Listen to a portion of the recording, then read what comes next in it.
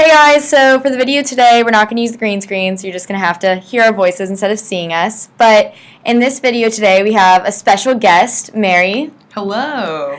And the three of us showed up to, in this hypothetical world, Hack 110 and decided that we wanted to make a web app. And so in this video, we're going to walk through how we'd go about making a web app that, in our case, is going to pull for everyone's favorite pizza place on Franklin Street, because there's too many and we can never decide. And how these three coders, whenever they're stuck, can Google things and figure out how to do things, even though oftentimes it's really hard to Google TypeScript. So in this video, we're going to also cover some of the differences between JavaScript and TypeScript as well. Cool. So the first step in setting up our app is to make a new folder for it. So we're going to go ahead and make a new folder in our source directory, and we'll call it Pizza App. Beautiful. And inside our Pizza App folder, we need an HTML file. So we'll call it, by convention, index.html. And then we can go ahead and just copy this basic setup. This is from lecture 18, just like to get us started with our HTML file. And we can change this title to be Pizza App. And we're not doing graphics, so we don't need this artboard. And we don't want the console, so we can delete this div here. And we're pulling in our HTML this appscript.ts, so we need to make that file as well. Great, so now we have an HTML file, and if in our web browser we go to Pizza App and index, now we have a blank HTML file, and if I put something here like hello world, it shows up in our app. Woo! Great. So Mary, what's the first thing we want in our web app here? Well, we should probably ask a question, right? That's true. So we could use the H1, which stands for header 1 element, to ask a question in big bold text. What do we want to ask? Like, maybe what's your favorite pizza place in Chapel Hill? What's your favorite pizza place in Chapel Hill? Great. Awesome. So we now have this question. We're asking people, what's your favorite pizza place in Chapel Hill? But there's no way for users to interact with our website. So with HTML, there are components called inputs. And what an input component does is it creates a box that someone, a user going to the site, can type an answer into, or whatever you want to be typed in there. So let's go ahead and add an input component to our HTML. So say you didn't really, you wanted some input from a user, but you didn't know how to deal with that with HTML and TypeScript. You could just Google how to handle input with HTML. And see how the first thing that comes up is JavaScript, HTML input examples. We have not talked about JavaScript, but TypeScript and JavaScript are very similar. They're basically the same thing. It's just TypeScript requires typing. So don't be afraid of links that say JavaScript. Let's actually go in and learn about it. Alright, so this doesn't look like it's giving us what we want. Yes. Let's go back and try something else, because half of being a good programmer is learning to Google well. Okay, so this isn't giving us what is want. This thinks we're talking about handling input in JavaScript. We're not in TypeScript, JavaScript world yet. We just want to how to put input in HTML. Let's see what that, here we go. HTML forms an input, HTML input tag. Let's go here. And this looks like what we want. So it looks like there's an element in HTML called input, and yeah, that'll give us what we want. Sweet. Let's try and add that. Maybe let's put that right under our question. Cool. If we just say input, then sure enough, we get this handy little box we can type things in. Whoa. Okay, great. So generally when you make an item and you want to reference it later with TypeScript or JavaScript, we want to give it an ID. That way we can ask the HTML document, hey, find this ID, and now we want to do something with it. So we're going to give our input element an ID of input. And this could be anything. So just for the sake of, we can name this user input or whatever we want. Yeah, I like that. Cool. So that gives us a handle that in TypeScript now we can grab that input element and then do stuff with it. But how do we do that? Sure. So it's a little verbose in TypeScript. If we were Googling how to do this, we could say how to reference HTML element in, let's try TypeScript and see what happens. Declaring the HTML input, best way to reference an HTML element. So this is already gone JavaScript. We're talking about Angular. This isn't what we want. Access an element in TypeScript but C#. Passing an element ID. So TypeScript usually, like Googling for TypeScript usually gives us this really weird things. If we try and Google for JavaScript, JavaScript is much more widely used and has been around for a lot longer. So most of the resources on basic web things are in JavaScript. So here is what we want. That's great. If you're Googling new things for your final project, you'll see a lot of JavaScript and have to kind of translate it into TypeScript. So in TypeScript, instead of var, we use let, and in modern JavaScript, you actually use let as well. We can say my input equals, and in TypeScript we have to give it a type, so this is going to be HTML input element equals document.get element by ID, and that's pretty self-explanatory. It gets the one element in your HTML that has a certain ID, and you should only give one element in your HTML file the same ID. IDs are meant to be unique. Oh, that's a really good point. So we can say user input, and then my input, we're still complaining because get element by ID returns HTML element or null. So we have to say, we have to cast it and tell TypeScript that no, we're sure this isn't going to be null, we're sure this is going to be an input element. So we say as HTML input element. So this is a little verbose and awkward, but sometimes for type safety you have to sacrifice concise, easy programming. So what does casting mean? Right, so casting is a way of converting a variable of one type into a variable of another type. And here it's used, so you think about HTML element or null as like one type. That's the type HTML element or null. And since we've declared my input as an HTML element, input element itself, those types aren't the same and we get an error. So we have to convert the result of this function call to something that's of type HTML input element. What's next, Mary? Well, what are we going to do when you put an input? That's a good question. Well, we know how to handle keyboard events, right? So what if we do something when someone hits the enter key? So we know how to do that already. We can say window.onKeyDown equals function which takes in a keyboard event, and it's going to be void.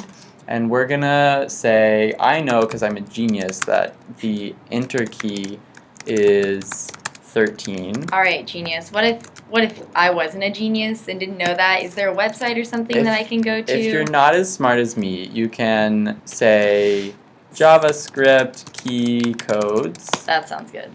And look, we get this keycode.info site, and we can hit enter, and we see that it's 13. If you don't remember keycode.info, we'll put that under this video description below. So then after this, we want to say if e.keycode, like we've been doing, equals enter. What do we want to do if someone hits enter? Maybe we could print out what they chose. Right. The first step in that is getting the value that's inside the HTML input element. So we can make a new variable that's choice, and it's going to be a string that the person typed in, and we're going to set that equal to our input element dot value. So now if we want to print that to the screen, we should just be able to say print choice, right? And let's see what happens if we do that. We type in whatever we want and hit enter. We should just be able to print out choice, right?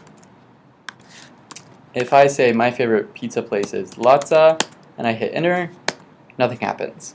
So this is happening if we hit inspect and go to our JavaScript console. We say that we have an error, my input is null. And that is happening because of a weird way that JavaScript is loaded into HTML files. So basically what's happening is that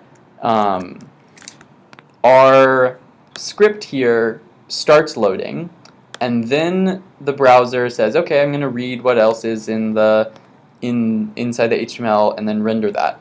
But before the browser has been able to create these elements and put them on the screen, it's already started executing our script and has tried to do get element by ID, and that's returned null because the browser had started executed our script but hasn't put these in the actual window yet. There are a couple ways to fix this. An easy one in this case is to just do this inside this function. So we won't try and grab our user input element until someone hits enter, and by that point the DOM, the HTML document, will be fully loaded and the element will exist. So it sounds like a good practice would just be like whenever you want something to do the document.getElement by ID command right there. Great. So now if we refresh the page, type in Latza, our computer actually tries to print out the web page we're on. That is not what we want. So that's happening because we haven't imported intro.cs. So the print function that you guys have been using all semester isn't an actual thing in TypeScript. It's a magic function that Chris wrote and that we're importing with this intro.cs library.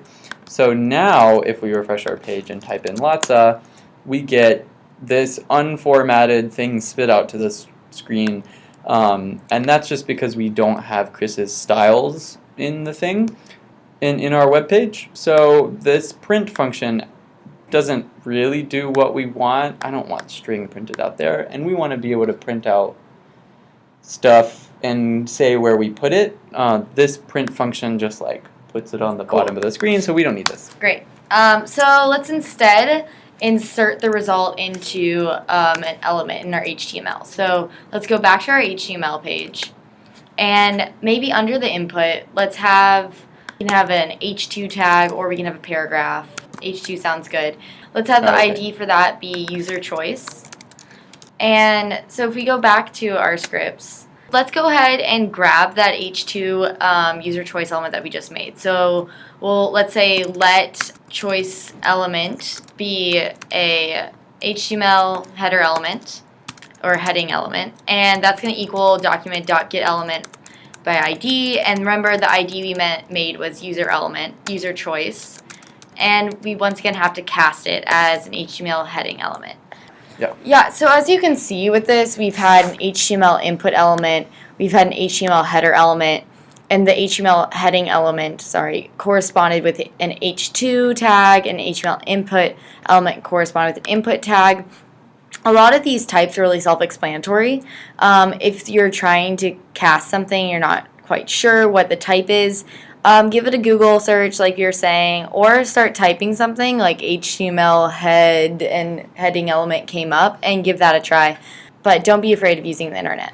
Also, you can ask anyone on the helpful UTA team, and we will be glad to assist you with any TypeScript typing issues you're running into. Exactly. Okay, so now that we have this element, we want to go ahead and set its inner text to be choice. So all you have to do is choice element inner text equals choice. And what you're doing in inner text, if we go back to our HTML page, is it's literally taking the place between the two carets and putting words there. So right now, the inner text, say you were to put something there like hello in the inner text on the HTML, and we were to refresh, it would put hello there. What happens when we put something in our input, it'll replace that hello. And there it is. So that looks a lot better than our print statement. So let's put that with my favorite pizza place, which is Pizzeria Mercado, which is in Carborough, and it's amazing. Ooh, and we can even print out something more interesting here, right? So we can say like, you chose, and then your choice. And so if we type in Pizzeria Mercado and refresh the page,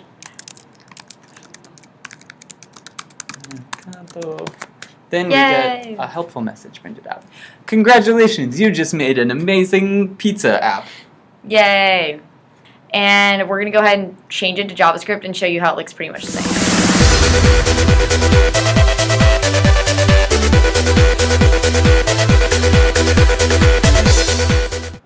Awesome. Great, so here's what it looks like in JavaScript. It looks pretty much identical to the TypeScript one, we just don't have any type information. And so if you found an example of how to do something online, it would probably look like this. You would find an example in JavaScript and then figure out how to translate it to TypeScript and add in types. So the things that are different are there's no return type, so void's missing here. And there, you don't have to say what kind of element E is, things like that. You don't have to say what input is, you don't have to worry about casting. It's just very raw bones because your computer does all the interpreting of that for you. Seems easier, why don't we just use JavaScript? Well, you can't rely on your computer. It might not interpret it right. And if you're coding with a big team of people, you don't want some people inferring different types as you, and so oftentimes companies liked strongly typed languages because it removes the human error. It just removes variability. Right, and because JavaScript doesn't have the same type strictness as TypeScript, VS Code doesn't know much about our code. So in TypeScript, if we tried to assign enter to the string 13, we would get an error, and TypeScript would know that, you know, you told me this was a number, and here you're comparing it to key code, so this has to be a number. In JavaScript, your VS Code doesn't know anything about the code and what should be what type, and so it'll happily let you do that, and it's a lot easier to catch these kinds of bugs if you are working in TypeScript. Right, so in that case, if we had kept these in, the enter wouldn't work, because if we said when key code equals quote 13, it's not going to know what key code we're talking about, so our code's actually not going to work because of these two parentheses. Right. So what if we wanted to list all of the pizza places in Chapel Hill? Because there's so many, we can't possibly think of all of them. So we want a pre-prepared list. Yeah, let's try Googling. What do you think we should Google to figure that out? Maybe like a drop-down box kind of thing, or something we can select an option. Yeah. Hey, HTML select tag. This looks like what we want. Look, we can even click try it yourself. This looks like exactly what we want. A menu with some options. Cool. So it looks like we've got this select element and like different options inside of it. Cool, so let's go ahead and add a select element to our HTML page. We can say select, and VS Code helpfully auto-completes, and inside select it looks like we want an option element, and each option we give it a value and some text to actually display. So Kate has been compiling a list of pizza places. Yes. So the first one, we're going to keep it classic Domino's. How do you say Domino's with an apostrophe? Yeah, cool. That sounds good. And then we'll give it a value that we can refer to in code later. I'll just take out the apostrophe and capitalizations. Cool. And then the second one's Papa John's.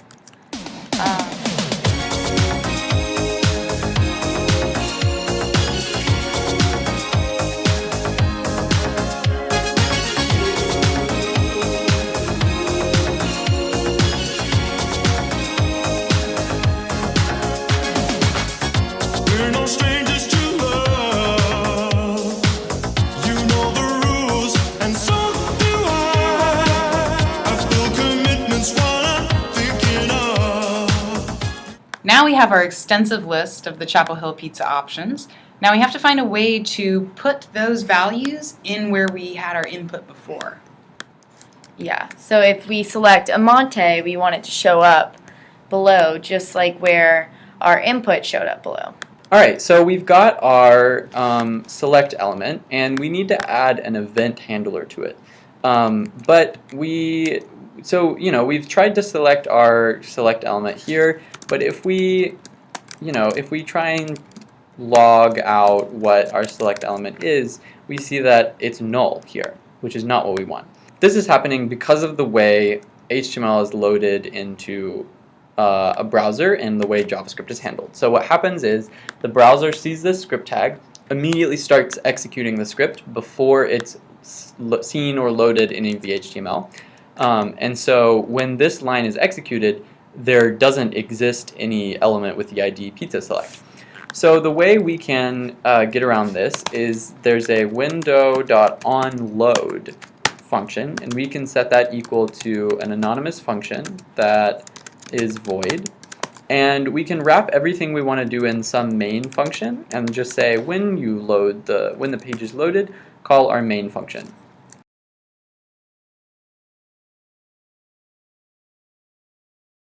So now we can see that when we log it out, there is actually an element here.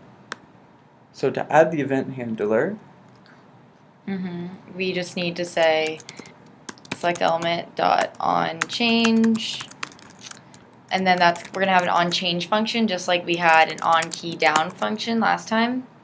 so we'll want to grab the element that the person selected.